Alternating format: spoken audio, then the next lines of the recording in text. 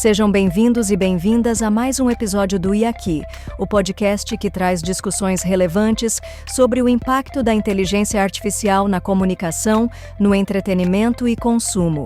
Hoje nós vamos explorar como a inteligência artificial pode ser uma ferramenta poderosa de impacto social para resolver problemas complexos em áreas como saúde e inovação.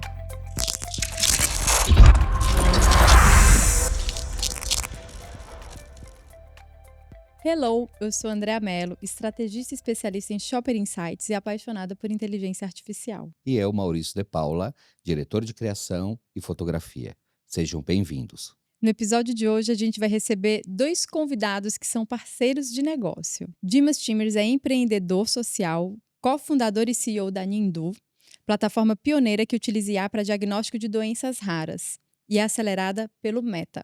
Ele também é sócio fundador da Mundus e da Apollo Labs, uma escola inclusiva que forma jovens empreendedores de IA, além de atuar como Venture Partner na Universe Ventures e como Tech Advisor para fundos de investimento na América Latina. Além dele, hoje a gente recebe também José Oliveira, que é cofundador e CEO da Mundus, a plataforma de IA criada para revolucionar a forma como empresas e indivíduos acessam, compartilham e expandem conhecimento. José foi um dos membros iniciais da Founders Intelligence e também liderou a estratégia da China Latam na Polymath Ventures, na Colômbia. Dimas e José, sejam muito bem-vindos ao IAQI Podcast. Obrigado. Muito obrigado, prazer. Antes da gente mergulhar a fundo no universo da inteligência artificial, queria pedir para cada um de vocês contar um pouquinho do background da formação de vocês. Também, assim, já compartilhar com a gente como que esse universo da tecnologia, né, que é um pouco mais amplo, entrou na vida de vocês. Então, eu comecei a programar quando eu tinha 12 anos de idade. Comecei a fazer sistemas de web com meu pai, ele vendia e eu programava.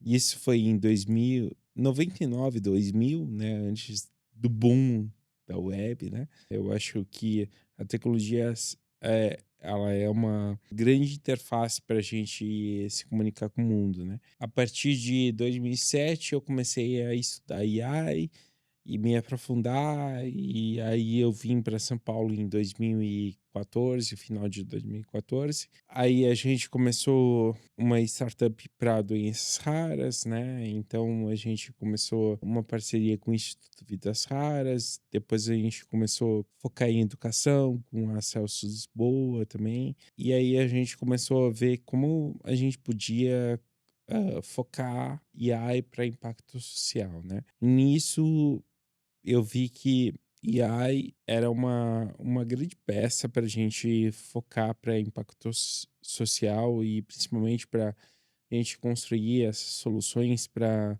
mudar tanto a educação, saúde, né? E em 2018 a gente fundou a Nindo, que foi acelerado pelo Meta, Facebook, né? Antigamente Facebook.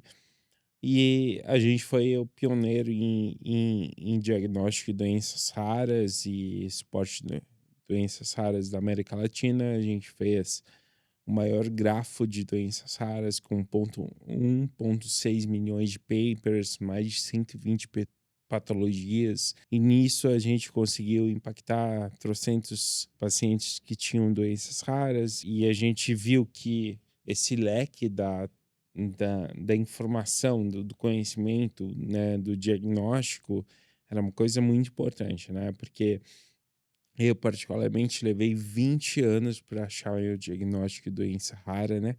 E nisso eu vi, porra, como a tecnologia poderia impactar essas pessoas. E aí a gente trouxe para Nindo essa perspectiva de trazer o diagnóstico mais rápido para tanto médico, institutos, a ter um acesso a novos papers, a novas informações de doenças.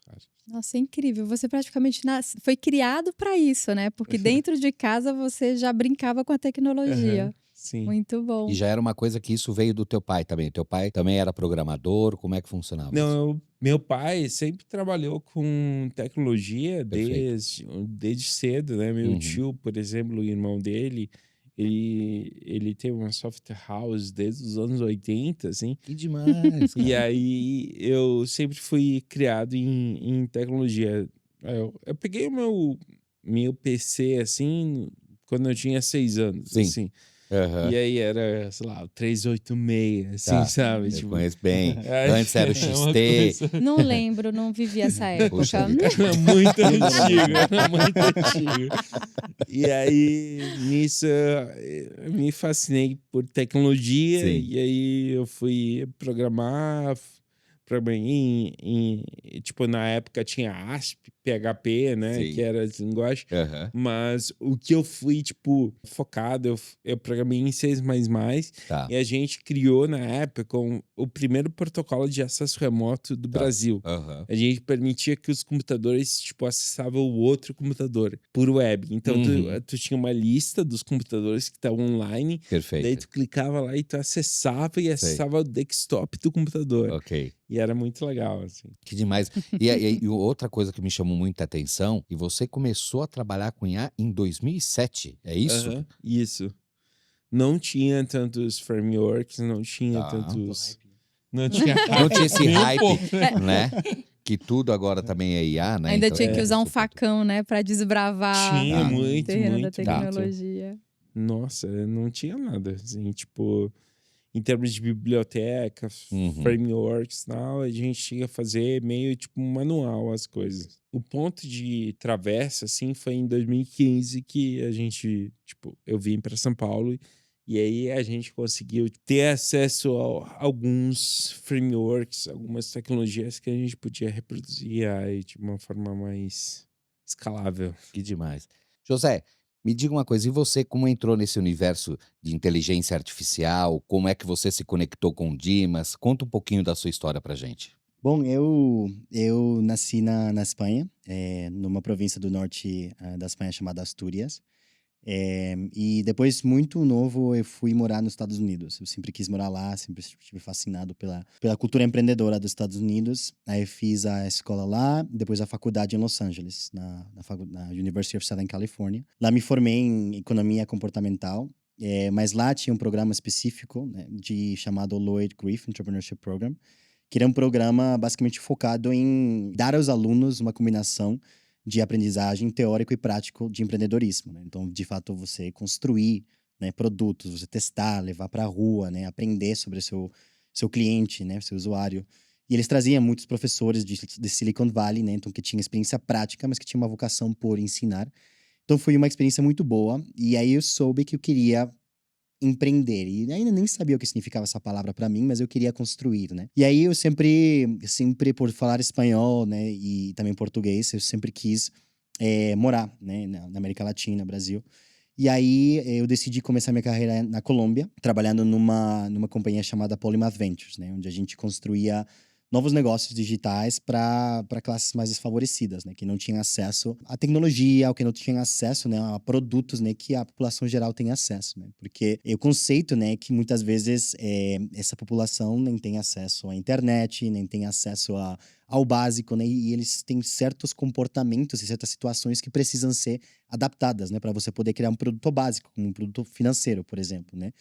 E, por exemplo, a gente criou um produto chamado Aflore, né, que basicamente alavancava as pessoas mais respeitadas dentro de uma comunidade. Porque a gente viu, através de Demais. entrevistas com as Tá. pessoas, que eles iam para essa pessoa para aconselhamento sobre finanças, né? O que eu faço para poupar meu dinheiro, né? Eu não quero ir para um banco, né? Tô com preocupação, eles vão pegar meu dinheiro, não vão devolver, né? Sim. E esse cara era o cara que meio que intermediava, né? Uhum. A gente falou, em vez de tentar criar um banco, porque a gente não educa e dá ferramentas a essa pessoa para depois ele poder se virar o distribuidor de produtos financeiros, né? Sim. Muito interessante. Vocês usaram a lógica que a própria comunidade já tinha, só para potencializar aquela comunidade, em vez de alterar a lógica com um produto novo, um serviço, né, diferente. Exatamente. E aí, né, então, eu realmente consegui entender que construir um novo negócio, tecnologia, ele era uma combinação tanto de tecnologia em si, mas também de você entender, né, ao ser humano, os comportamentos, né, e o que eles precisam fazer. E lá na Polymath, eu foquei em também construir relações com a China, porque a gente via que a China, e aí entra um pouco a inteligência artificial, a China já levava muitos anos construindo produtos de inteligência artificial, Sim. só que era meio que uma caixa preta. Ninguém Tem entende o que acesso, está né? acontecendo lá, Sim, né? é.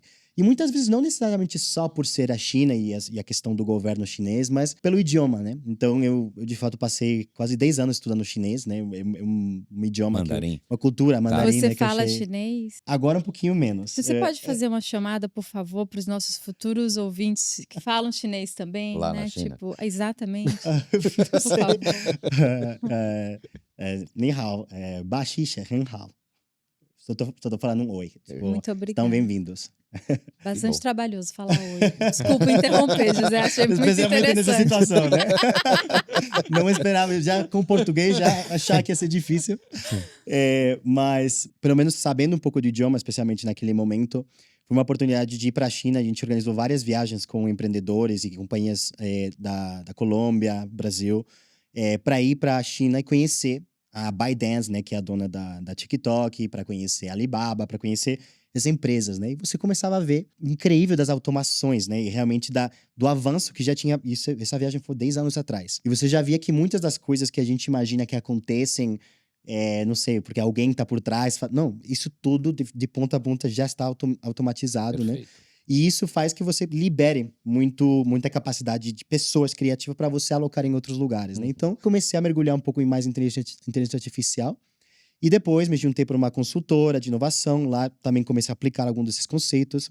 A gente foi depois adquirido pela Accenture, né? Em novembro de 2021. E lá, né, eu continuei nessa exploração de AI, só que eu vi que as grandes empresas, né, elas têm AI, têm orçamento para AI, né, mas é muito complexo se movimentar à velocidade que a gente está vendo que hoje é possível se você não tem toda uma infraestrutura por trás te Sim. segurando, né? A Accenture oferece produtos e serviços, né, muito bons, tem um time de AI muito bom, mas as empresas precisam ainda de mais velocidade. Então eu comecei a ver que, olha, eu quero continuar construindo negócios de AI que ajudem a democratizar acesso a produtos, tecnologia, que ajudem a expandir o conhecimento, né? E aí, né, eu comecei meio que a me afastar um pouco mais do mundo corporativo e começar a procurar um sócio que tivesse mais conhecimento que eu nesse mundo de AI e que tivesse um propósito comum, né? E aí, bom, eu conheci o Dimas faz Great, sweet. 1 ano e meio. A gente se Tá. conheceu. Como Né? vocês se conheceram exatamente? Que Foi- contexto, Foi situação? um evento basicamente, né, de networking, né? Porque eu achei a melhor forma da gente se conhecer outro sócio vai ser ir para eventos assim, né? E aqui no São Paulo tem muito, né? Onde você pode ir, né, conversar, ver o que a pessoa tá fazendo. E aí conheci o Dimas, né, e a gente... E principalmente eu acho que o que a gente se conectou foi muito o propósito de ter uma coisa em comum, né, no propósito, e eu acho que o Zé, ele traz uma coisa muito verdadeira, autêntica, no sentido de construir um propósito, de disseminar o conhecimento, de trazer o conhecimento livre, né? E Uhum. essa coisa me chamou muito a atenção e a gente se conectou por esse propósito. O potencial transformador é muito grande, Uhum. mas as barreiras de entrada e de acesso à tecnologia também são Uhum. muito grandes para boa Uhum. parte da população, Uhum. como o José bem colocou. E eu sei que você, Dimas, levanta muito a bandeira dessa abertura Uhum. da tecnologia, de códigos, de Uhum. acessos, essa Uhum. democratização. Uhum. Eu imagino que isso seja parte desse Sim. propósito que uniu vocês. Mas eu queria que vocês falassem um pouco disso, porque ele é um assunto e um tema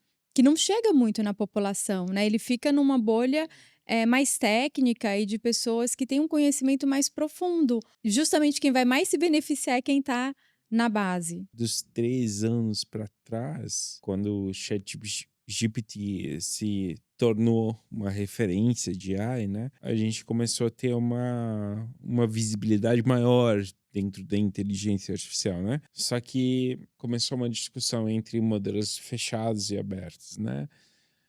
E eu acho que essa coisa do P&D em AI é muito maior que o ChatGPT. Hoje, tipo, usar AI e construir AI são coisas totalmente diferentes. Você usar ChatGPT, Claude ou tipo qualquer modelo é uma coisa totalmente diferente de construir tipo um encoder transformer, construir uma arquitetura do zero, construir um modelo de LLM do zero. E isso Eu acho que, de certa forma, construiu uma linha de especialistas, né, em AI, um pouquinho, tipo, errada, né. Hoje tem muito especialista de AI, tipo, tu acessa o LinkedIn, tu tem 100.000 especialistas de AI, né, mas, tipo, e aí é uma coisa muito mais séria. É realmente uma coisa, tipo, que a gente tem que é uma ciência e a gente tem pesquisa, a gente tem arquitetura, a gente tem que tomar consciência qual é a próxima arquitetura que a gente tem que construir para ser uma parada que a gente vai escalar para de uma forma mais acessível para a população, né? Porque hoje a gente tem arquiteturas que dependem de um processamento mais hard, mais excessivo. Então, como a gente pode reduzir esse processamento desses modelos generativos para a gente construir uma arquitetura que entrega mais fácil para a população, né? Então, é uma coisa que a gente está vendo há muitos e a gente está Sim. construindo a arquitetura e a gente está vendo essa questão, como a gente consegue entregar isso de uma forma mais escalável, né? Porque eu acho que quando a gente pensa na oportunidade em inteligência artificial, né? Acho que é bom comparar, por exemplo, com o começo da internet, né? E meio que teve uns players iniciais que meio que criaram a base, né? Que é a infraestrutura. Tô falando os servidores. Tipo, eles criaram o hardware para facilitar. Depois vieram os que criaram meio que os modelos, né? Que te facilitavam você poder colocar coisas na internet. E depois vieram as aplicações, né? Vieram, tipo, os apps, vieram os websites, né? Essas ferramentas. Agora a gente tá vendo algo similar, onde a gente tem o hardware, né? O NVIDIA, né? Que agora é a empresa mais, tipo, mais valorizada no Do mercado, mundo, né? No sim. mundo, por Uhum. razões óbvias, porque Claro. são a base, né? Sim. Desse mercado. E depois vieram a Anthropic, o Llama, OpenAI, que são os modelos. Mas eles não têm necessariamente um incentivo de entrar numa camada a mais. Porque Uhum. eles não têm a capacidade de criar um use case para cada situação, para cada workflow, para Uhum. cada empresa, para cada dor. É impossível. Uhum. Sim. Eles não têm. Mas Uhum. eles têm os modelos que são pré-treinados, que depois entra na próxima camada de oportunidade, que é onde a gente está, Uhum. que é na aplicação, né? De você Uhum. pegar diferentes modelos Perfeito. e você aplicá-los a situações específicas. Uhum. Por quê? Agora a gente está trabalhando com uma empresa americana de educação. A gente basicamente está ajudando eles a criar uma plataforma, né, para personalizar incentivos para alunos com base no que eles se engajam, né? Como eles se engajam em ambientes digitais, porque eles Perfeito. viram que os alunos estão desengajando na aula e engajando muito em ambientes digitais. Sim. Mas falam, se a gente pode medir o nível de engajamento, até pode diferenciar momentos onde eles estão aprendendo alguma habilidade social, de estratégica, de pensamento crítico. E aí eles falam, tá, temos um produto inicial, mas eles não sabem como aplicar. E eles têm Sim. ChatGPT, eles têm Anthropic, mas eu vou em frente e não sei o que fazer, o que isso tem a ver com o meu Exato. negócio. Não tem nada a ver, sabe? E aí precisa uma ponte. E essa ponte não é só conhecimento de AI, mas é conhecimento da indústria, é conhecimento desse espaço, é conhecimento de experiência, né? Sim, e Então, também do usuário, né? Porque exatamente. a interface não vai ser a interface do chat GPT ou do... A Exatamente. interface é completamente diferente para guiar o usuário no uso que vocês É estão propondo junto exatamente com o esse cliente. ponto que a gente está focando muito, né? Hoje, a questão de contexto e memória é um ponto muito, tipo, importante para os modelos LM, né? A gente tá Desculpa te cortar, vou só te pedir para explicar o que é contexto, porque às vezes a gente pode ter alguém sim, ouvindo que sim. ainda não Essa é Sim. uma conhece ótima esse termo pergunta, técnico. porque é a bom. base. Então, O contexto é, por exemplo, tipo, tu acessa o ChatGPT e aí tu acessa a primeira vez. Ele não vai te conhecer, né? Então, pra te conhecer, tu vai ter que dar vários Subsídios, inputs de informação até informações. te construir a tua persona lá, né? Então, esse ponto de contexto em memória, hoje, tipo, os modelos não têm esse acesso, né? Então, há mundos, a gente está trabalhando mais nessa questão de memória e contexto, né? Hoje, o estado da arte hoje, em termos de contexto e memória, é a gente usar grafos de conhecimento para construir o grafo de conhecimento de um usuário, e aí esse grafo se usar para dar contexto para o modelo LM. Então, Perfeito. isso dá uma potência gigantesca de contexto, de memória, né? Por exemplo, um roteirista que acessa um LLM, um ChatGPT, da primeira vez, o ChatGPT não vai saber qual é a persona dele, qual é a O estilo personalidade, de contexto, escrita, não, né? estilo de escrita, né? A própria OpenAI não olhou isso de forma prioritária, né? Olhou de forma secundária, agora que eles estão lançando uma opção de Fluxo de memória, memória. né? Exato, exato. E a gente está olhando isso há anos atrás, né? Em termos de contexto e em memória, a gente construiu um framework baseado em grafos. Então, a gente constrói o grafo da pessoa e esse grafo serve para dar contexto para o próprio modelo de LM, seja OpenAI, ChatGPT, ou seja Llama, seja Anthropic, indifere isso, e a gente consegue dar esse contexto de memória e personalidade para o próprio modelo, né? Gente, vou aproveitar que vocês, não é exatamente o tema que a gente está falando, mas como vocês falaram de todos esses exemplos, né, modelos que a gente tem hoje de LLM, eu percebo que no dia a dia de um público mais leigo e que usa a ferramenta, como ela está ali, né, no trabalho ou na vida pessoal, Ou que tem acesso, né? Na exato, realidade. tem sempre uma discussão de, mas qual que é melhor? Qual que eu uso? E a gente ainda está num momento em que essa tecnologia ela está evoluindo muito rápido, então ela muda muito. Queria pedir, já que vocês têm esse conhecimento, né, assim, mais profundo das plataformas, que dica vocês dariam para as pessoas que estão começando a navegar e usar IA por meio de um Gemini, de um ChatGPT?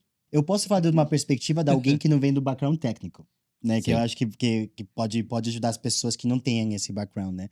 Porque quando você está empreendendo, muitas vezes você tem que achar caminhos, né? Para construir um negócio, né? E eu, né? Esses últimos 2 anos, e tenho basicamente aprendido a usar diferentes ferramentas, né? Para poder construir, para basicamente automatizar quase 80% das coisas que eu faço, né?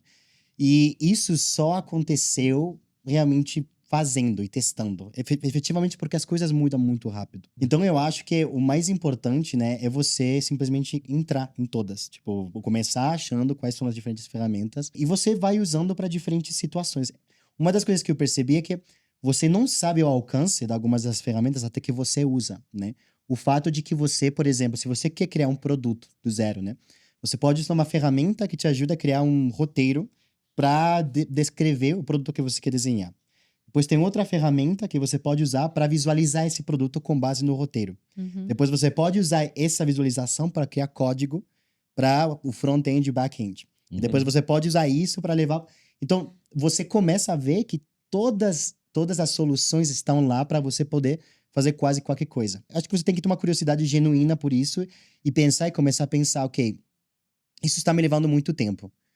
Será que eu posso automatizar de alguma forma? E a resposta, hoje em dia, 99% do tempo é sim. Então, acho que é mais uma questão de mudança de mindset, sabe? De você, cada vez que tem uma Eu ia coisa... comentar isso, você falando. Então, em vez de procurar a ferramenta ideal, se propor muito mais a experimentar e descobrir a que é Isso. ideal para você e para Exato. aquele momento, né? Porque Principalmente saber perguntar, né? Tipo, dar contexto para a ferramenta, né? Por exemplo, tipo, modelos do ChatGPT ou Claude, o treinamento deles estão, eu acho que tá 2022, 2023, eles estão meio travados nesse nicho de conhecimento até esse ano, assim. Então, por exemplo, tipo, se tu pedir alguma tecnologia, a gente pede, sei lá, para ajudar num script X de programação, ele não tem esse conhecimento, tipo, fora 2002 para frente, Perfeito. né? Sim. Mas Então, isso até me explica, desculpa te interromper, mas assim, eles travaram isso, ou seja, eles te dão a informação até 2022, ou efetivamente eles pararam de colher essas informações? Como não, é que foi? dataset que eles usaram para treinar o modelo foi até 2022, 2023. Todo o conhecimento que o modelo tem é até esse dataset. Exato. Então, hoje, por exemplo, os RAGs, né, que são tipo extensões de conhecimento em cima dos modelos LM, eles são tipo conhecimentos que têm específicos de tipo de coisas que foram fora esse tempo limite que foi Perfeito. treinado no LLM, né? Tá. Então, a gente pode dar conhecimento agora para um Claude ou para um GPT 4.0 lá, Uhum. mas a gente tem que dar uma camada fora isso de conhecimento que ele não está treinado no Perfeito. dataset. Ok. Então, assim, eu acho que isso é uma coisa muito legal. Eu estava recentemente em Brasília lá discutindo a questão de modelos de LM, né, Uhum. para o Brasil. Eu acho que a gente tem uma responsabilidade de construir modelos mais representativos no Brasil e de forma diversa e inclusiva, né? Porque a gente não tem só a linguagem português Brasil, né? Mas a gente tem uma linguagem extensiva Exato. nos estados Uhum. brasileiros, E né? não só a linguagem, a cultura, que muda completamente de estado para estado. A gente praticamente é um continente, né? Então, Exato. E eu acho que isso é um puta potencial da gente dar um olhar muito mais inclusivo uhum, na construção de modelos mais específicos brasileiros, né? uhum, E eu acho que a gente tem total a condição de construir nossa própria arquitetura de modelo. E isso, uhum. assim, a gente acha que é uma coisa, nossa, é tipo AGI vai dominar o mundo. E AI é uma coisa tipo, nossa, como não é nesse nível. Infelizmente, eu vou falar que a AI não é tudo que a gente está pensando ser. Perfeito. Não é o que vai dominar o mundo, né? Falta muito mais em termos de arquitetura. Hoje, o encoder transformer, que é a base do ChatGPT ou a base de qualquer LLM, ainda tem que ter um certo trabalho em cima disso. Tem que rever a arquitetura. Qual é a arquitetura que a gente pode otimizar em termos de processamento de hardware? Será que a gente tem realmente que dar todo o poder de processamento em cima de uma empresa só? Sim, Ou a gente pode exato. realmente Porque isso é um construir uma grande problema, né? É arquitetura? quase que você dá poder único, né? Aí pro... Exato. E por isso a questão que você estava falando antes do mercado e da onde está a oportunidade, né? Tá. Que é na intermediação. Porque essas empresas gigantes, eles treinaram os modelos dessa forma e, como eu falei, eles não têm um incentivo necessariamente de entrar numa camada a mais. Porque Sim, eles já vão gerar dinheiro em perpetuidade, basicamente, exato. porque todo mundo vai usar os modelos. Porque Sim. eles já investiram bilhões de dólares em construir a base. Eles vão Uhum, continuar treinando, vão adicionar coisas, né? Mas uhum. eles estão felizes, eles têm um API, eles dão para as empresas, Perfeito. né? Aí vem a intermediação. E é onde está, eu acho que é a beleza desse mercado, que é Uhum. onde você começa a pensar na aplicação, como você vai usar, como vai usar o contexto, E em como você quer cada garantir. nicho também, né? Em cada nicho, Sim. exatamente. Se De você negócio. pensa, isso é um tipo mercado gigantesco, Gigantesco, né? sim. Que É. ainda está por explorar, né? Sim. E a gente originalmente se enxergava só como um produto. Exato. Aí a gente começou a ver que a oportunidade era muito maior. E, Uhum. tipo, a gente tem que olhar para essa intermediação entre Perfeito. esses grandes players Uhum. e as aplicações. Obviamente não Uhum. vamos construir aplicações para todas as companhias. Uhum. Começar por alguns nichos onde o contexto é mais importante, que é educação, É, saúde, essas E aí indústrias, né? a gente começou a pensar como a gente constrói um modelo mais eficiente e otimizado nisso, né? Ok. E aí a gente começou a pensar qual é a arquitetura que a gente pode bater nisso de construir um modelo mais otimizado para o nosso contexto, Negócio. né? Ok. Quero aproveitar essa discussão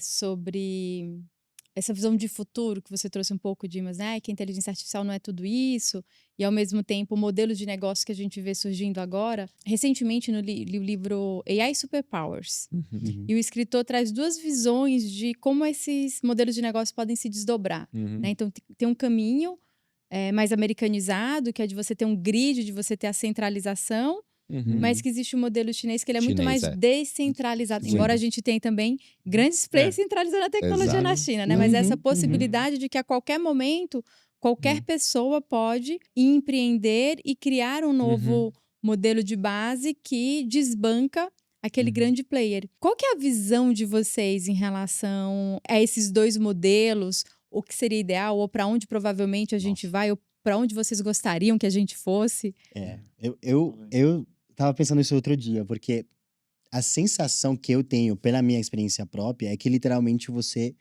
poderia criar um mundo onde tem bilhões de microempreendedores. Realmente acredito, porque eu, sem ter background técnico, eu consegui, tipo, construir tecnologia, Sim. sabe? Eu sei, com certeza, não teria conseguido antes, porque não existiam todos os mecanismos e ferramentas que eu precisava para fazer numa velocidade suficiente para falar que o custo-oportunidade faz sentido eu continuar por esse caminho, né? Agora tem, isso desbloqueou completamente. Agora você, em 2 semanas, você pode passar de não saber nada a você construir um produto. E tô falando do timeline meu, que então é possível, né? Se você se dedica.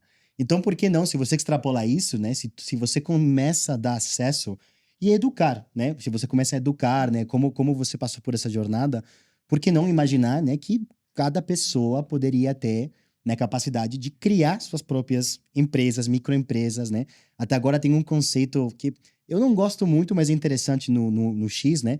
Que é o conceito de indie hacking.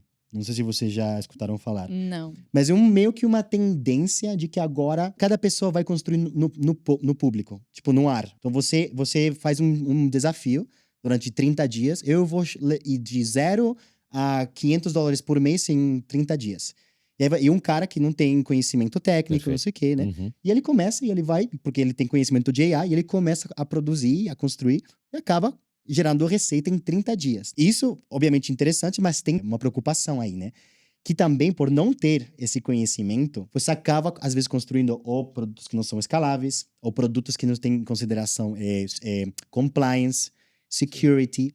Sim. E essa é a parte chata, né? Então, ninguém quer Sim, aprender exato. sobre esse tema. E aí entra, então, acho que um conhecimento muito mais profundo sobre a escalabilidade. Sim. Então, acho que é um mundo onde isso pode acontecer, mas onde acho que sempre vai precisar de uns players mais consolidados que deem esse apoio, né, para isso poder acontecer. Sim. Uhum. Isso que o Zé falou de privacidade, eu acho que é uma coisa muito importante. Hoje, existe formas de treinar modelos de AI de forma totalmente anônima. Então, uma coisa que, tipo, por exemplo, que a gente trouxe na Nindo foi o Uhum. Federated Learning, que é uma técnica que a gente conduz vários devices, né, vários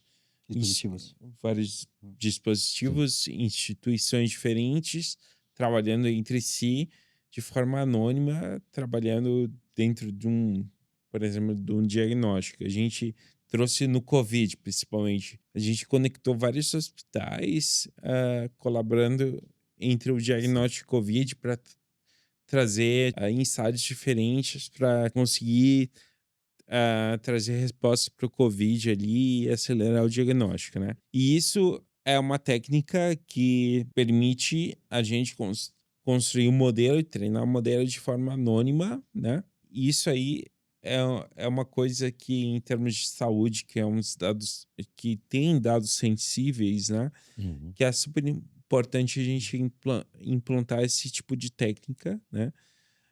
Porque acelera o diagnóstico, o tratamento, né? Então, isso é uma coisa que a gente consegue implantar modelos super à frente, né, de LLM, com uma camada mais de privacidade e a gente consegue ter essas respostas. Não, e que é uma preocupação hoje de todas as empresas, né, que empreendem nessa parte de inteligência artificial.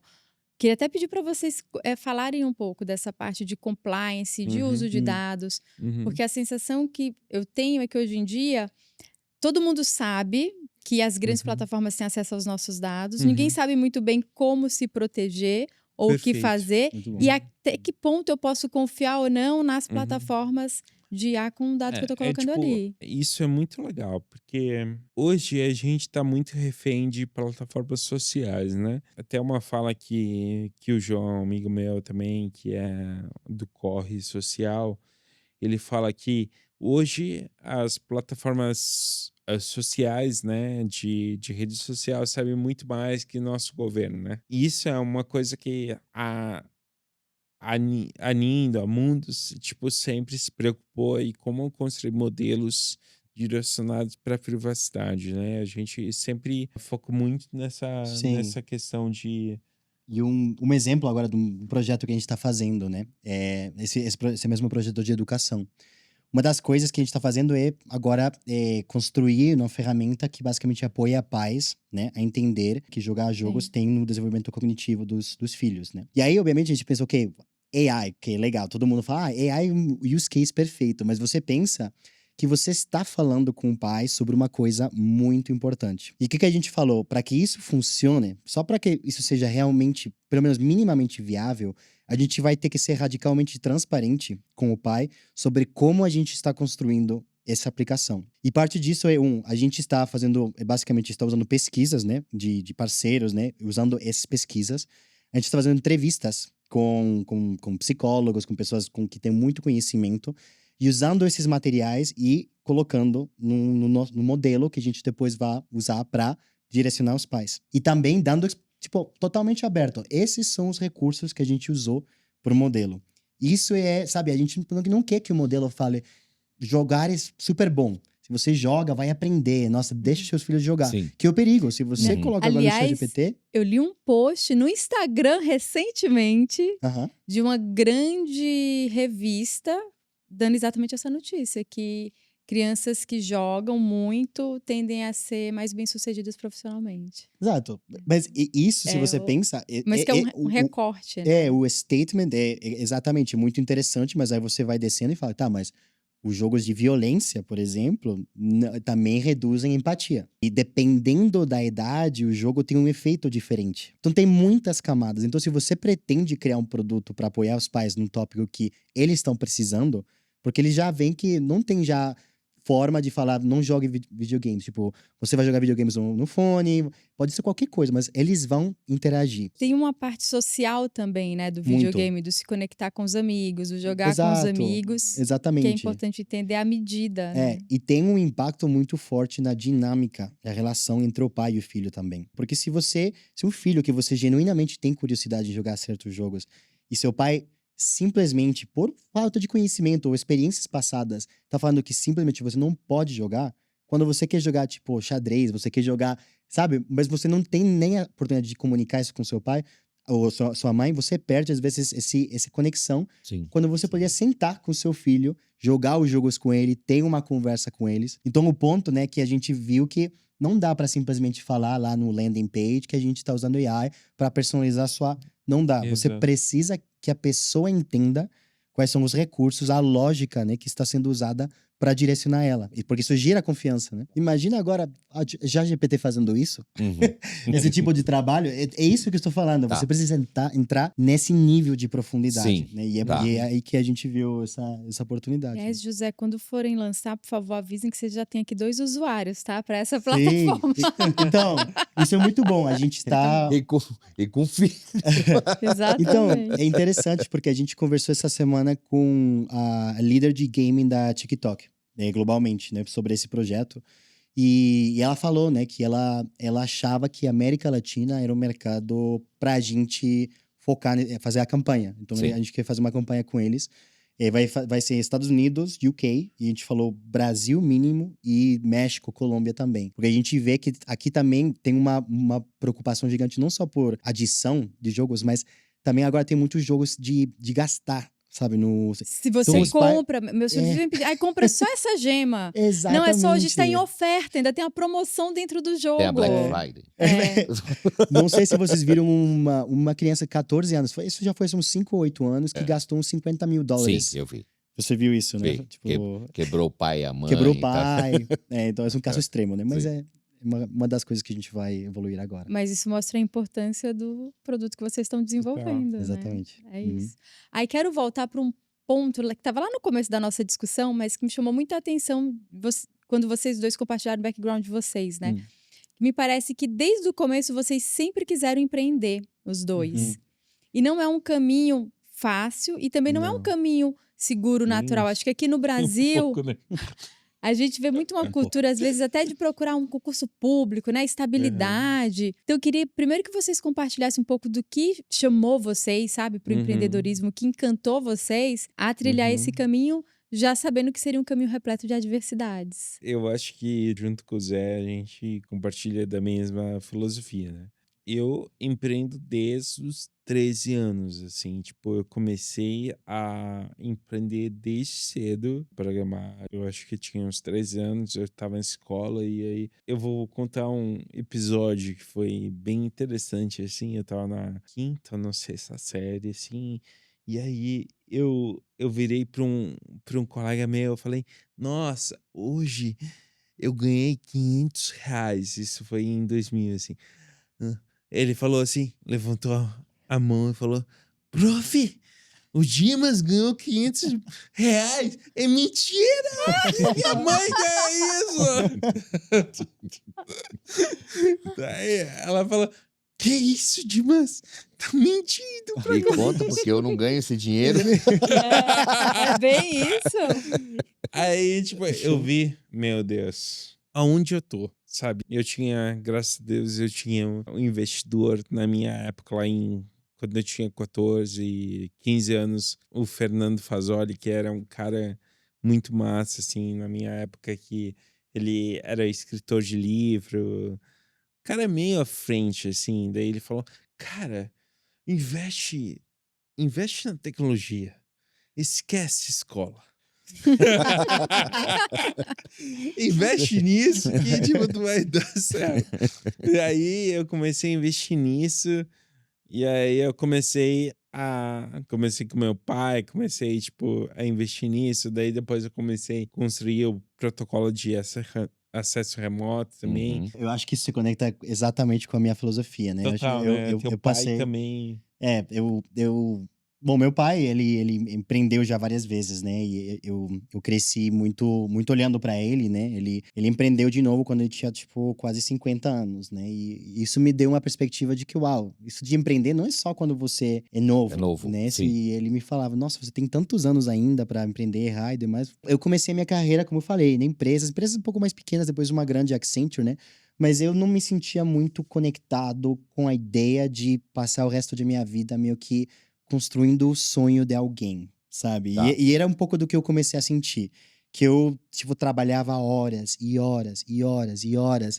E depois era tipo, ok, um salário e parabéns, sabe? E eu falava, não se conecta comigo, né? Com o que eu quero construir meu próprio sonho. E também eu sempre quis muito meio que arquitetar minha vida, sabe? Meio que eu quero decidir onde eu moro, eu quero decidir com quem eu passo tempo, eu quero decidir com quem eu trabalho, né? Então para mim empreender foi mais que qualquer outra coisa, né, financeira, né? Mas foi mais uma questão de que tipo de vida eu quero viver, né? Porque senão, né, você acaba meio que vivendo a vida que a empresa que te contratou, que seja, meio que regiu pra você. Isso que você pode fazer, você pode ir até aí. Então acabou sendo isso, né? E foi muito interessante, muitas pessoas me perguntam sobre como começar a empreender, né? E eu acho que não começa com uma ideia, começa mais com um sentimento, porque até nosso trabalho juntos tem mudado muito ao longo do caminho.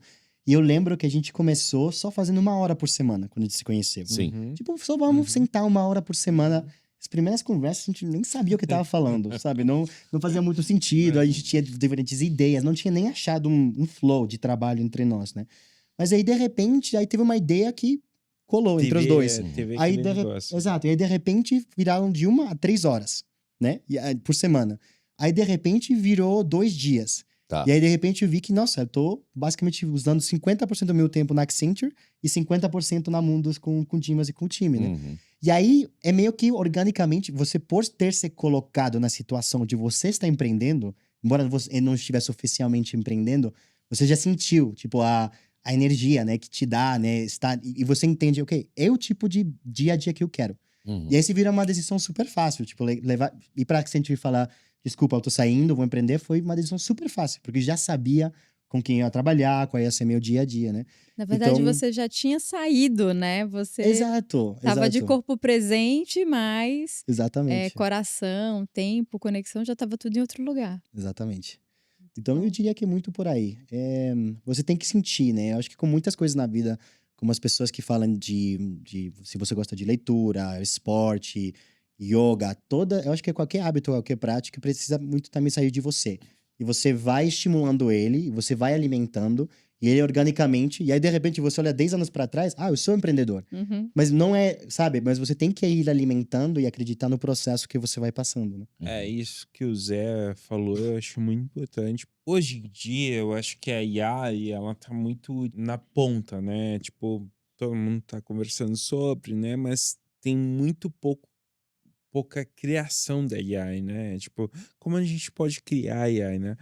E eu acho que essa questão do impacto é muito importante. Como a gente pode direcionar a AI para impacto social, né? Uhum. Como a gente pode usar a AI para resolver problemas muito complexos do mundo, né?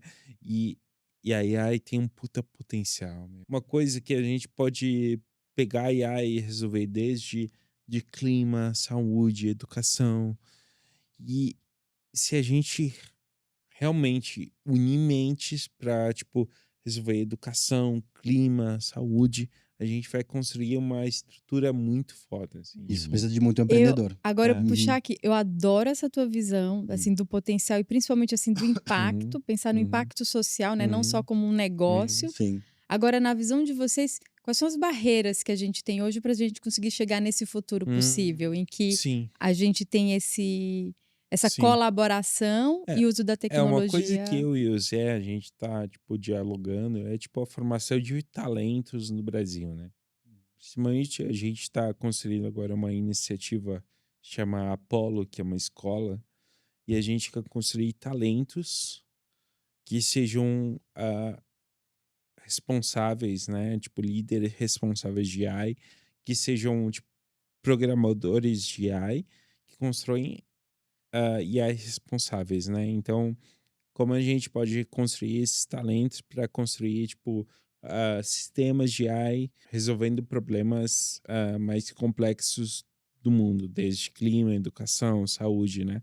Eu acho que hoje em dia no Brasil falta talentos de AI, né? E eu acho que isso é uma coisa que nos impossibilita de estar no topo do mundo em termos de referência de AI. A gente tem muitos talentos muito legais e assim, tipo, pela minha experiência de trabalho, eu trabalhei com muita gente muito foda. A gente fez o vovô do ChatGPT em 2018. Um encoder transformer lá, tipo, em 2018 a gente programou um negócio, arquitetura, a mesma arquitetura que o ChatGPT ia fazer em 2020, a gente fez 2021, sei lá. A gente fez em 2018. E eu acho que o Brasil tem muito talento, muito foda, né? E eu acho que essa é uma parte importante, eu acho o desenvolvimento do talento local, até porque para a questão do contexto é importante que você use talento local, né, para desenvolver aplicações, né? E acho que também é uma oportunidade para pensar que também que laços o Brasil pode fazer com outros países, né? Uhum, Nesse contexto. A exatamente. gente, por exemplo, tem um integrante do nosso time, o Anish, ele é da Índia, Uhum, né? A gente contratou ele, ele tem 20 anos, né? Ele 20. trabalhava para o equivalente da NASA lá na Índia, né? Ele se juntou com a gente e é muito interessante. Ele fez uma palestra faz uns dias, falando Uhum. com um monte de pessoas lá na Aham. Índia, na escola dele, falando como é essa experiência, não só de AI, não sei o quê, mas de trabalhar com um time brasileiro, né? E Uhum. está Aham. construindo um Sim. negócio desde lá para o Brasil, para clientes também nos Estados Até o Unidos. fuso horário é uma barreira, Exato, né? Muito. até o fuso horário, uma loucura, né? Mas É o que é muito. interessante é que eu acho que tem que existir mais também essa sensação de que você pode usar o mundo, porque no mundo tem muito talento, Sim. muito bom, né? E não só, sabe? E você pode, agora com IA exclusivamente, especialmente, você pode quebrar a barreira de linguagem com essas pessoas, você pode criar dinâmicas para construir em conjunto. Uhum. Então, por que não, sabe, os brasileiros, indianos, por exemplo, trabalhar mais É. em conjunto, né, para criar negócios, né, que depois Uhum. seguramente vão poder escalar muito mais rápido, né, para outras regiões, né? Então, Uhum. acho que é um momento interessante para a gente pensar, né? Como a gente se organiza, como a gente trabalha com pessoas e como a gente desenvolve as pessoas locais, né? Acho que isso é importante. Me fala um pouquinho aqui, trazendo um pouco do produto de vocês, como é que a inteligência artificial atua no diagnóstico de doenças e por que ela pode ser mais eficaz do que a questão dos diagnósticos humanos? A questão de doenças raras é bem interessante porque, tipo, todo tempo que o médico leva é uma questão de vida ou morte, né? Tá. Então, ah, se o médico leva 2 dias para diagnosticar aquela pessoa, pode ser um tempo de vida ou morte. Por Tá. exemplo, tipo, recentemente eu estava, tipo, em Brasília e em um caso que foi uma pessoa lá na nossa mesa falou: a minha irmã levou 2 dias para diagnosticar a sua doença e 2 dias era exatamente o prazo dela viver ou morrer. Tá. Caramba. Isso é realmente uma coisa muito, muito foda, assim. Então, a questão da AI dentro do diagnóstico e suporte de doenças raras Uhum. é dar acesso aos médicos, dar a última literatura, últimos papers, né, Uhum. últimos conhecimentos que eles podem ter daquele tipo de patologia, né? Porque doença rara é uma coisa muito muito específica, né? Até Então, porque você não tem, tanto, né, estudos a respeito, né, porque você tem um número uma exato, tem uma quantidade coisa muito menor, né, que limitada, tem né? aquela determinada doença, É, então você muitas das vezes não tem tanta informação e estudo a não, respeito, né. não. E ia perguntar até, Dimas, também tem uma questão então de democratização do acesso, porque às Uhum, vezes eu imagino que tenha um médico em determinada uhum, cidade que é especialista na doença uhum, rara, uhum, mas que se você está longe, se você não consegue ir, uhum, a Nindu ajuda um médico numa outra localidade a uhum. ter É, acesso a um conhecimento hoje a que gente ajude está nesse construindo essa plataforma diagnóstico. de democratizar o acesso à informação de Perfeito. diagnóstico para doenças raras, né? Uhum. Então, uma vez o médico ele não tinha acesso a tantos papers, coisas tipo recentes, né? Então ele tinha uma limitação de conhecimento e Uhum. isso não descredibiliza o médico, Sim. né? Uhum. Eu Sim. não quero colocar o médico como uma coisa que tipo como uma pessoa que realmente ah, é o culpado do negócio, mas Hum. é que ele não tem acesso a esse Essa conhecimento, né? informação, Então sim. hoje com a IA, a gente consegue trazer esse conhecimento Tá. muito mais rápido para o médico, né? E isso facilita ele ter respostas muito mais rápidas, né? Para um diagnóstico, tipo, tipo, ter acesso a papers recentes, né? E ter respostas mais rápidas para um diagnóstico que ele não teria antigamente, né? Então, E aí esse tempo talvez ele inclusive dedique a estudar outras coisas, estudar o exatamente, tratamento, por exemplo, né, a exatamente. terapia, porque ele Aham, não vai precisar estudar tanto para fechar o exatamente. diagnóstico. Hoje ele consegue ter um acesso, por exemplo, dentro da Nindo, ele tem um acesso a uma equipe de AIs, de agentes, né, Tá. que constroem um diagnóstico, ajudam ele a explorar aquele diagnóstico do paciente através de literatura científica de última ponta, né? Então, Vocês têm algum recorte de especialidade dentro da Nindu?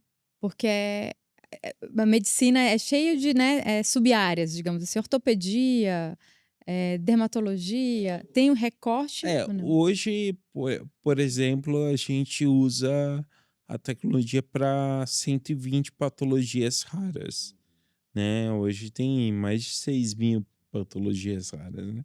Mas é muito difícil a gente ter todo esse know-how de patologia rara, né? Então, hoje, tipo, o gráfico que a gente construiu foi de 1,6 milhões de papers, mais de 120 patologias raras, né? Então, a gente tem esse recorte mais específico para patologias que são mais agressivas, né? Então, tipo, a pessoa vai ter 30 dias de vida, 2 dias de vida. Uhum. Então, tipo, é mais, tipo, como a gente consegue atingir aquela criança que a gente reconheceu o diagnóstico e a gente tem, tipo, sei lá, 1 ano pra, tipo, definir a vida dela, Uhum. entendeu? E é isso, assim. Gente, vou sequestrar a pauta lá para trás, Bora. porque eu fiquei curiosa. Quando a gente estava conversando sobre empreendedorismo, né? Cada um de vocês trouxe um aspecto diferente, né? Um pilar diferente. Então, José comentou dessa possibilidade de parceria com o mundo todo, e Dimas falou do desenvolvimento dos talentos locais. E aí quero aproveitar essa visão que vocês têm de navegar por muitos países, de parceria com muitos profissionais e empresas, para entender se na visão de vocês, qual é o diferencial do brasileiro em relação à tecnologia? O que a gente tem que nos diferencia das outras nações, dos outros povos, das outras pessoas? Eu acho muito engraçado porque eu falo para as pessoas que eu estou morando no Brasil, que eu estou trabalhando no Brasil, e o brasileiro sempre me pergunta: "Ai, mas por que você está aqui?" Por que você está aqui, Mas né? uma pergunta como meio que indignado. Por que você está aqui, né? Por que não? Tipo, sabe? E eu senti, né, que o Brasil é um lugar que, além de ter pessoas, né, super inteligentes, eu acho que é um país, pela história do país, um país que tende ao empreendedorismo, né, que tende a querer evoluir, que tende a querer lutar pelo que tem. Isso é uma coisa que você não educa, né? Você meio que nasce com ele, porque seus Sim. pais são assim, né? Porque seus Sim. tios são assim. E depois, eu acho que um componente muito importante, que às vezes a gente esquece, que é a parte, tipo, o social que o brasileiro é. Tipo, o incrivelmente fácil que é fazer uma conexão com o brasileiro, né?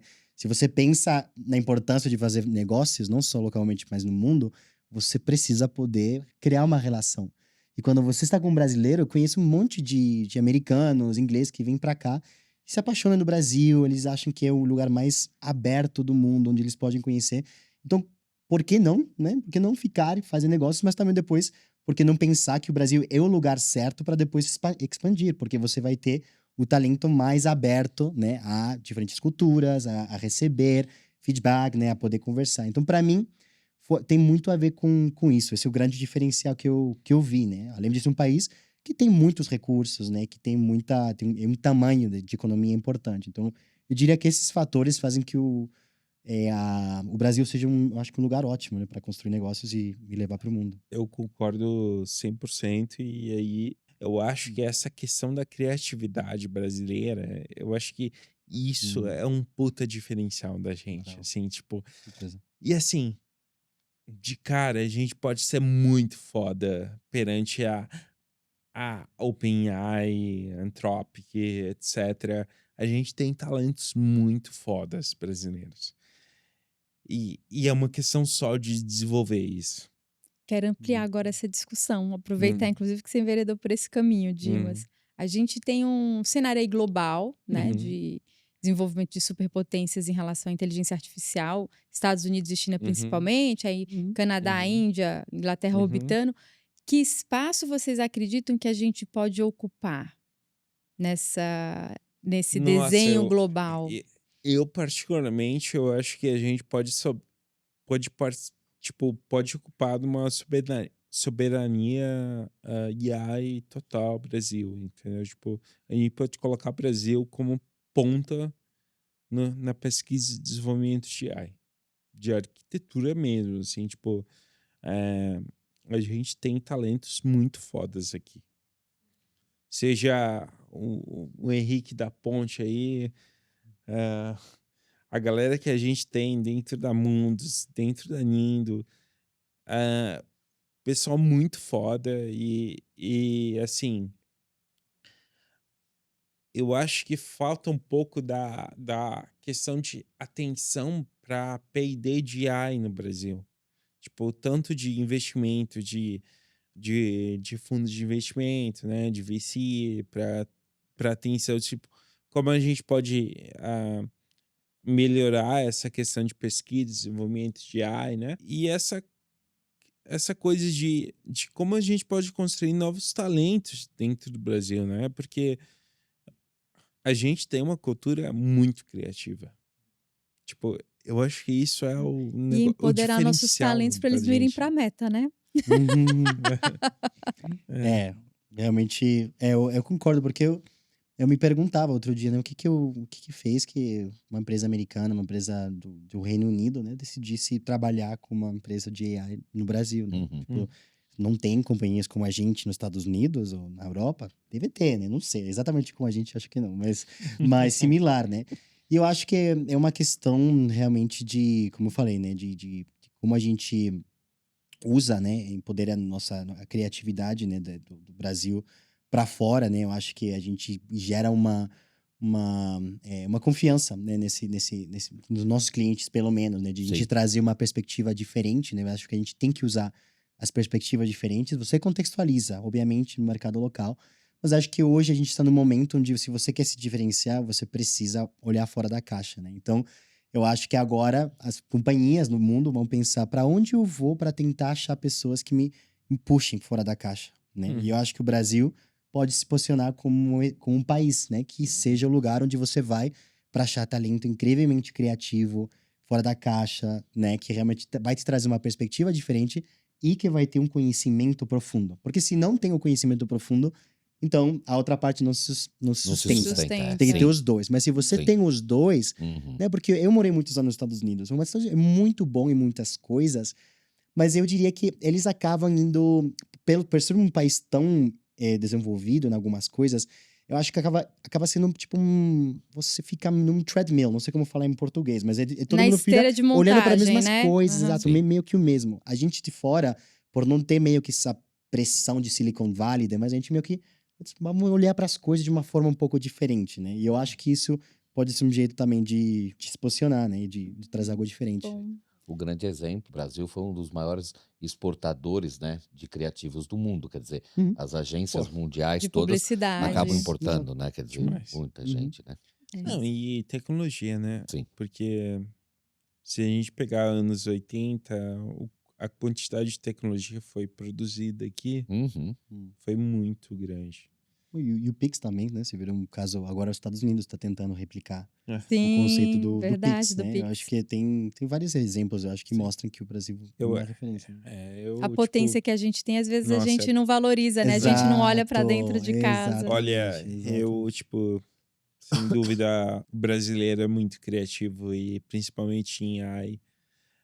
As pessoas que eu trabalhei, assim, cientistas, meu Deus, tipo, questão, assim, de trazer arquitetura de ponta e diálogos que, tipo, lá fora estão, tipo, começando aqui, a gente já tá, tipo, muito à frente, assim, tipo, eu acho que o brasileiro ele tem uma capacidade criativa muito gigante. Eu acho que a gente tem que, tipo, dar um olhar muito mais Dá mais confiança, né? Como você da tá falando, né? Dá mais confiança confiança. Acho para que o é questão de desenvolvimento confiança. desses talentos, né? Uhum.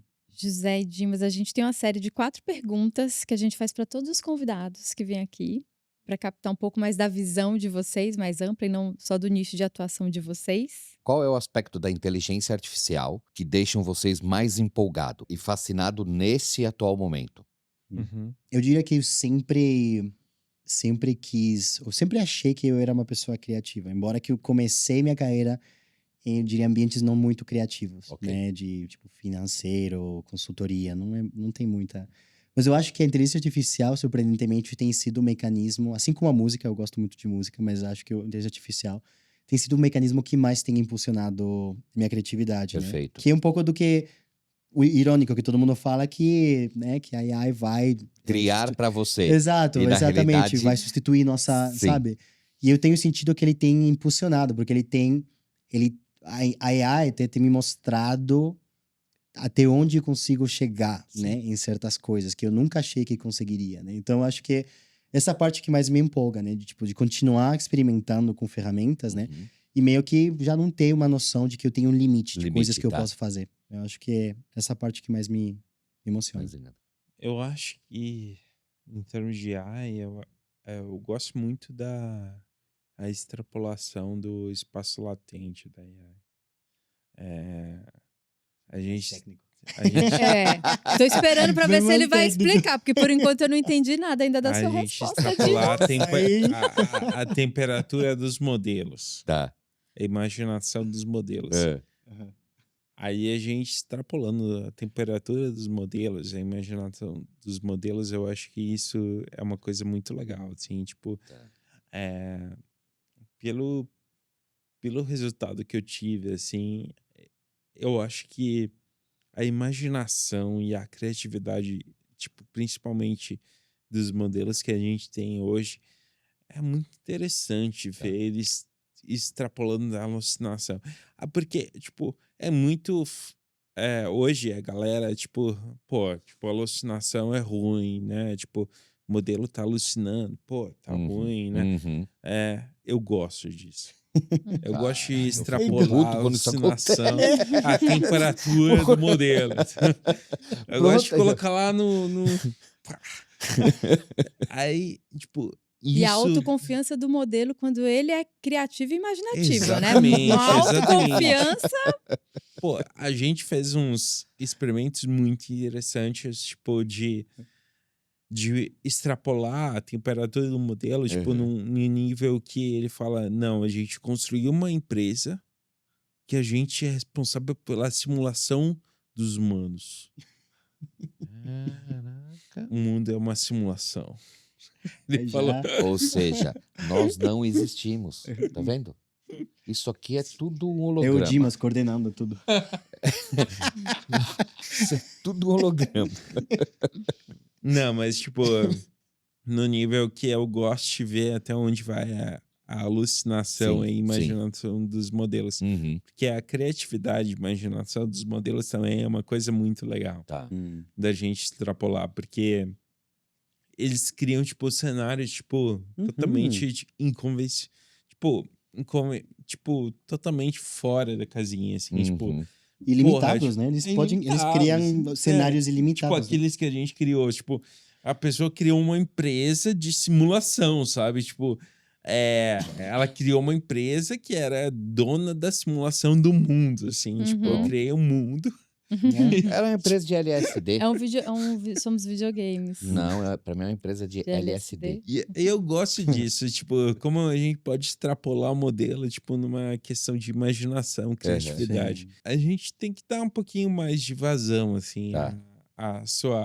seu potencial criativo. Uhum. E não só, tipo, acertar a resposta que a gente quer, Preditivo, né? entendeu? Tipo, Mas serem mais do que tipo, a máquinas pergunta que a preditivas. gente quer, tipo, de forma correta. Mas, tipo, cara, qual é a tua Avalia. imaginação, Exato. sabe? Tipo, qual é a tua criatividade?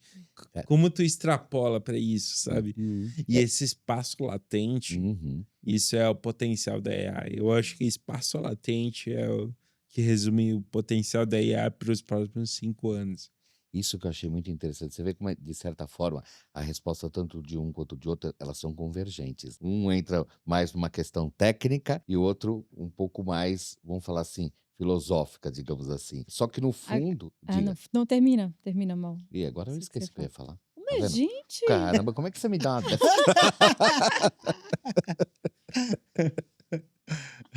eu ia completar, porque eu achei que o que você fosse falar é que, assim, Fala. gente, a nossa segunda pergunta não faz mais Não faz sentido mais, com esses acabou. dois. Ah, Porque eu vou fazer para porque- o episódio ficar igual aos outros, mas é uma pergunta para 2 empreendedores de tecnologia que podem fazer o que quiserem com a IA, né? um põe escada e outro sobe. A nossa segunda pergunta é: se o gênio da lâmpada aparecesse aqui e dissesse que vocês podem criar uma IA, qualquer IA que não impossível de existir hoje em dia, qual IA vocês gostariam que existisse no futuro? Não sei se vocês... Agora a gente foi entrando numa brisa muito fodida. Singularidade. Eu tava indo por aí também, o universo. Alguma coisa. Vamos entrar nisso. Só explica singularidade para quem não sabe o que é. Porque eu acho que aí também vale a pena. Quer viver para sempre. Olha lá. É isso. Eu acho que a grande questão do mundo agora eu acho que é duas coisas, assim, tipo, a principal é a gente entender o grande dilema do nosso corpo físico, porque a gente não entende o que está rolando dentro do nosso corpo físico e a gente não tem previsão do que vai rolar, tipo, amanhã. A gente pode morrer amanhã, do nada, e a gente não tem essa informação. Uhum. E isso é um pouquinho da singularidade. A gente tem uma perspectiva mais, tipo, o que está rolando dentro do nosso corpo físico e quanto a gente pode extrapolar isso, né? E, e eu acho que essa questão da singularidade, da aceleração, da evolução humana, eu gosto bastante, assim, tipo, quanto a gente pode otimizar nosso mundo, sabe? Quanto a gente pode otimizar as questões humanas Uhum. pra gente chegar num ponto assim, tipo, beleza, a gente tem Relação, né, um de corpo e ambiente, mente, né? a gente tem um ambiente legal, que a gente pode viver bem, Uhum. a gente conhece nós mesmos, a gente conhece o externo, a gente sabe, tipo, qual é o limite da Terra, porque a gente também tem que ter, tipo, uma perspectiva e consciência da Terra ah, muito, tipo, precisa também, porque a Terra, ela tá cada vez mais, tipo, dando sinais que ela tá no limite, né? Uhum. Então, como a gente também pode otimizar isso, né? Como a gente pode combater também a questão climática, a gente pode, tipo, otimizar a Terra, né? Uhum. Tipo, como a gente pode construir meios que a gente pode ficar aqui na Terra de forma sustentável, Uhum. né? Uhum. E é isso, assim, tipo, eu acho que é essa questão, assim, mas... Sim, mas eu ia ir por aí também, né? Porque acho que José não tem mais o que criar, porque Dimas já resolveu o problema da Terra e colocou a gente para viver para sempre com a Sim. IA dele, Sim, né? sim. O que sobrou pro José? não, Viver. é mais Vai viver. Também, né? É, A gente mais tem o mesmo é que a jeito. gente gosta muito de física quântica, é uma coisa exato. super interessante, É. né?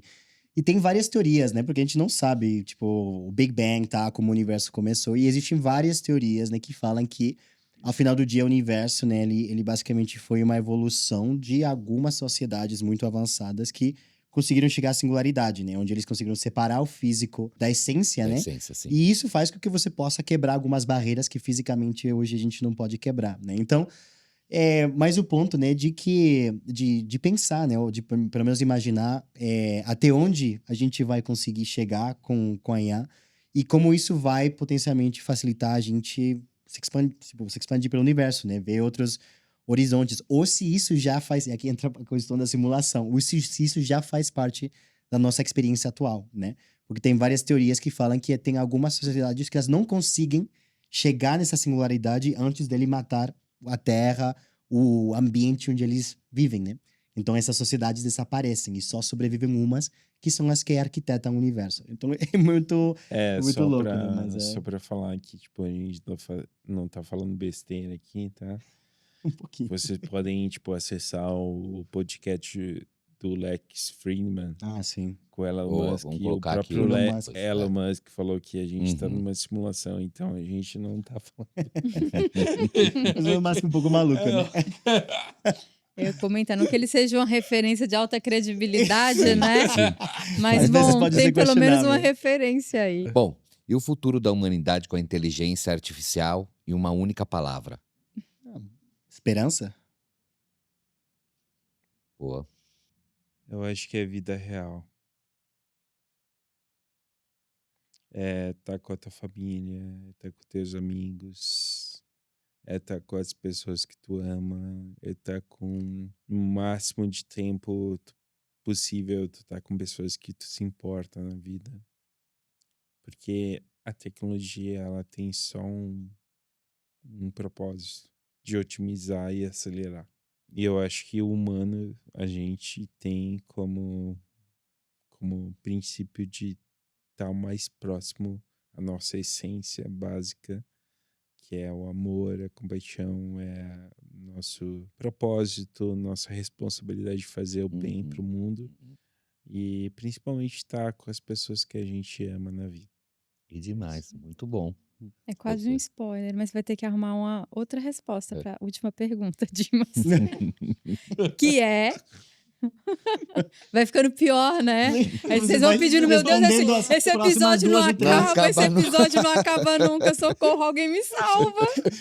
Teria que ter feito todas as perguntas, já tinha uma, né? Ai, meu Deus. Num mundo onde as máquinas são capazes de fazer praticamente tudo que nós fazemos, só que muito melhor do que nós, o que é que nos torna verdadeiramente humanos? As máquinas não vão fazer tudo que a gente faz. Elas vão só completar a gente com questões de produtividade, coisas, vão ajudar a gente a estabelecer um novo potencial humano, né? Não vão substituir a gente, AI não vai substituir. AI hoje em dia não é tudo isso que vocês, tipo, a galera pensa que é AI. ChatGPT é por marketing, desculpa, mas não é isso que a galera tá projetando. E aí vai ser só uma ferramenta para potencializar o ser humano, atingir um novo ápice de criatividade, de potencial. E eu acho que, sinceramente, a AI vai só ajudar a gente a sair de um caixa de supermercado para ser um puta potencial humano. Tipo, ninguém sonhou ser um caixa de supermercado. Entendeu? Tipo, é isso. Então a gente só vai, tipo, extrapolar isso. A gente vai construir novas fontes de renda. A gente vai construir novas fontes de potencial humano, de talento, para a gente extrapolar isso. E a AI ela vai dar essa condição da gente ter um acesso a um conhecimento muito mais foda, mais fácil. Assim. Eu só diria que acho que vai fazer que a gente permaneça, ou nos faça humanos nesse cenário. Eu realmente acho que é a capacidade de sonhar. Acho que isso vai. A IA, não sei, não imagino nunca, né, nenhuma máquina, nenhum ambiente digital tendo essa capacidade, né? A capacidade de sonhar é uma coisa que é muito, não sei, é muito complexa e tem muito mais que o físico e o espiritual também. Como você dá essa parte para uma máquina, né? Eu acho que isso nunca vai ser conectado. Então, eu acho que é importante todo mundo que, tipo, sei lá, todo cientista de AI que tá no Brasil agora, tipo, tentar reescrever a arquitetura do Transformer. Fala pra câmera, fala pra câmera. Tá aqui Agora sua câmera, ó, exatamente. Boa, eu acho que a dentro câmera da tá aqui. limitação agora, tipo, todo cientista de AI, pelo amor de Deus, vamos se unir para reescrever essa porra dessa arquitetura de Transformer que vai dar o início a uma dominação centralizada da AI, entendeu? Tipo, OpenAI. Tipo, não me fode, né? Mensagem final.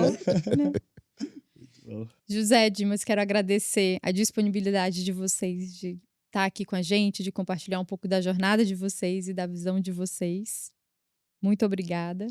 Obrigado a vocês. Um prazer. Muito obrigado. Foi ótimo conversar com vocês. Muito bom. Obrigado. E a gente vê que, de fato, um complementa o outro, né? Não é à toa, né? Que são parceiros de negócios. No próximo vai ser ou é rostinho colado ou é mão dada. Vai fazer. Na próxima temporada, Na próxima né? temporada, A gente que vai querer falar só trazê-los de volta. Olha, já tô dando Spoiler. spoiler. Não posso. Jesus, não posso. Deixei para os Mas estão agradecimentos para eu não me convidados. complicar. Obrigado. Quero agradecer ao Zé do Coco, que fornece a nossa água de coco com a inteligência natural do pé do coco para a garrafinha. E agradecer à equipe do Estúdio 1338, que deixa a gente aqui lindo, maravilhoso, bem na fita e sem brilho. O meu muito obrigado e até o próximo episódio. Este episódio do IAQ Podcast foi apresentado por Andréa Mello e Maurício de Paula, produzido pelo Estúdio 1338, com roteiro criado por Andréa Mello em colaboração com ChatGPT e Claude. Locução em off gerada com Eleven Labs. Até o próximo episódio.